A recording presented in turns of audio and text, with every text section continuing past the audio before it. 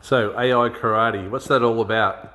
It's a simple sort of reference, and it's basically refers to any martial art. I really love martial arts. I sort of get martial arts. I understand what that's about. Um, any martial art comes from a form of deep learning that you have to go through yourself. And that's why I find AI such an interesting subject right now. I know I was really surprised by a really great illustrator I know, one of the greatest illustrators I've ever worked with. And he just said, AI is just fucking scary. And I understand where he's coming from. And it's like, and this is one of the most talented people I know. He's one of the few people I know that can actually copy at a professional level other people's styles, and really seamless. And so to me, he's a genius, absolute genius. And he is absolutely frightened. And he's also trained with user experience, and he's trained on, Photoshop, all the Adobe programs, all that sort of thing. It's quite normal for him. He's a graphic designer, all that sort of thing, but he's also a great illustrator. And he is scared to death. And I want to address that. I want to address what this is about. Now, people sort of say, "Oh, you're underestimating AI," and I know what this is, right? It's massive. I've seen a lot of work. I've seen a lot of really deep research papers from ChatGPT where it actually comes up with and finds information just not available anywhere and presents it to you in such a form, and pretty much can summarize, a year's research time into a piece of paper on an A4 sheet, stuff you really need deep research tools to find. And so what it does is it's a miraculous tool for this. And we have the reality of where it's going, right? We're already here. We've gone through the machine learning. We've gone through the point where AI and all the different models of AI now understand and can access as a filter the world's internet. Right, that's what it is. That's what it is. It's AI is technically operating as a filter, and so machine learning added the aspect to it where now it can actually think of a reasonable question and teach itself how to find new stuff. And so we've actually started to get something that's starting to be sort of sentient. And the next stage of this is when large language models are put over quantum computing. And so the future of it is probably something which is more ubiquitous in our world, and will also become part of our consciousness, and maybe seen as part of our consciousness in 5-10 years into the future, and maybe will actually act as our consciousness because we all have these devices. So we are technically already augmented humans because you're looking at a phone and I'm talking to a phone, right? Everybody's already there. We're already engaged in this machine. That's the reality of where it's going, and therefore you have to understand that AI is learning from us what to be. And therefore, there's a few concerns about how much internet is actually dedicated to porn, weapons, warfare, all that sort of thing. But it's also learning about also wonderful people, great creative forces, and the beauty of the world, right? And so therefore, that's what it's growing into. It's growing into some sort of metamorphosis of all this information, of all of what we are. But that's where it's going. What my idea here about kung fu karate versus AI is, I came across this thing, I studied a lot of different subjects, and there was a thing I came across once, and it's like, a friend will never do it for you, because a true friend makes you go through your learning, because that's how you actually truly learn stuff. And that's what AI is threatening to do. It's actually threatening to take our art off us, and it's threatening to take all the tech off us, so we can do our art, and it'll take the technical side off us. So it'll make Photoshop easier. It'll make uploading stuff to Instagram easier. It'll create new platforms. It'll animate more stuff for us. It'll make so many more things more automated that we become addicted to them because we no longer have taught ourselves how to do it ourselves, and that's the key. And so you have to understand that if, from a martial arts point of view, you go in and you learn for years and years and years and years, just like drawing. You go in and learn for years and years and years. The greatest painters go in and paint for years and years and years and years. And that's how we develop our styles. That's how we develop truly unique art. That's how we develop truly unique styles. That's how we develop truly unique thinking. And that's something that AI is not really capable of at this point. And it'll never really be capable of, or can never really replace, an original artist. We have... And what I like to term as, and I've read it somewhere, I can't even remember where, right? My RAM's not as powerful as AI, right? But we have divine madness. We have this insanely great thing where we can sort of come cross-reference left field, and we find it actually enjoyable to do that. We're not trying to present solutions to people's world. What we are doing as artists is we're creating experiences from when people experience your art.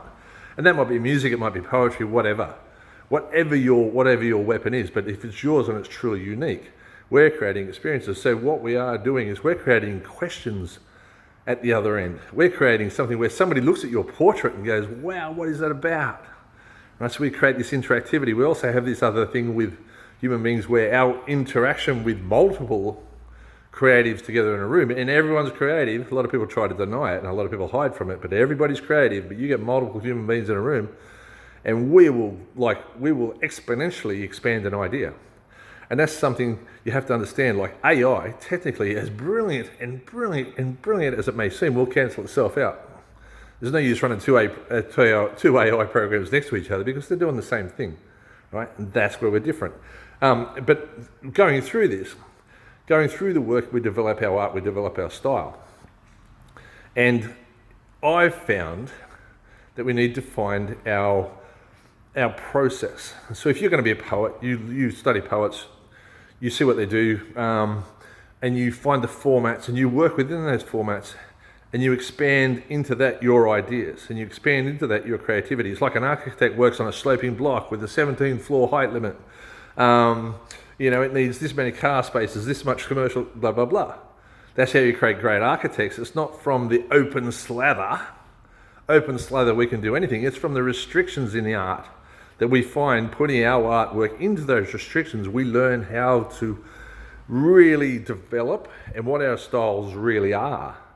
It's not from having an open slather. Anyone can sit down with a blank piece of paper and just do a drawing. But if you're drawing a drawing for a reason that says something to you, that's going into a particular field, or it's going to a magazine, it's going onto an artwork wall, it's into part of an exhibition, that's part of this wider story of your life, whatever that is, right? That's the difference.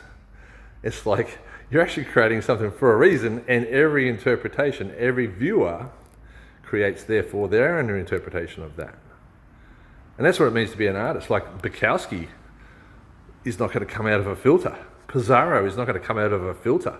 If you see something that's copying a Pizarro, copying Manet, whatever, copying the great artists, I don't care, copying Warhol, copying Da Vinci, it's a copy.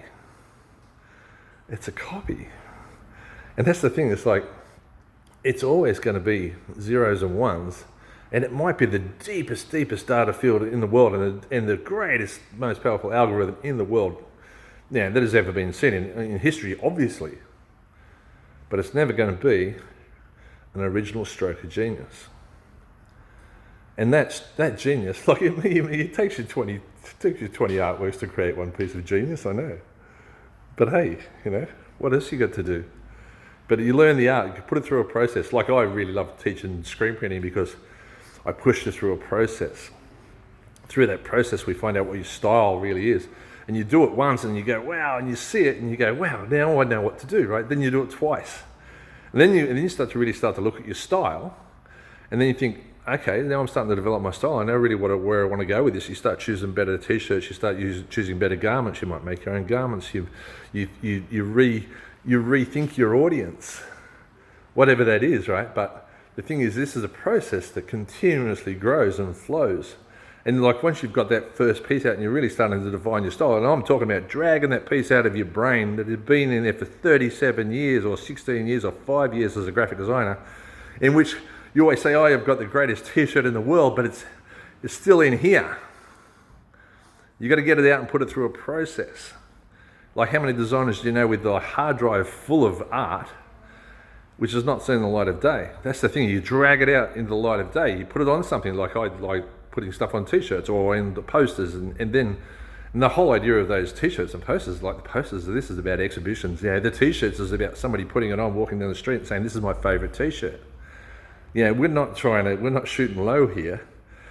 You're shooting for, we're shooting for the organic apples, We're shooting for the beautiful, the grass-fed beef. We're not here for the cookie cutter, mid slices out of arnott's. It comes popping out of a machine that everybody's had.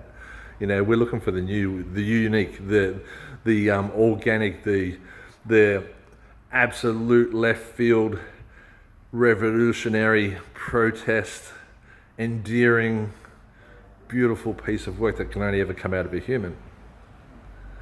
And that's the thing. Embrace that. Embrace that. Learn your kung fu. And then show us your kung fu, you know? Show us your kung fu. What's your kung fu? What's your style? Where's it going to play out? Who's it for? You know, this is the game. Anyway, AI versus karate. I reckon karate's going to win, you know. We just got to keep our eye on that AI for a while because it's sort of, it's moving fast. But don't let it take away your skill set.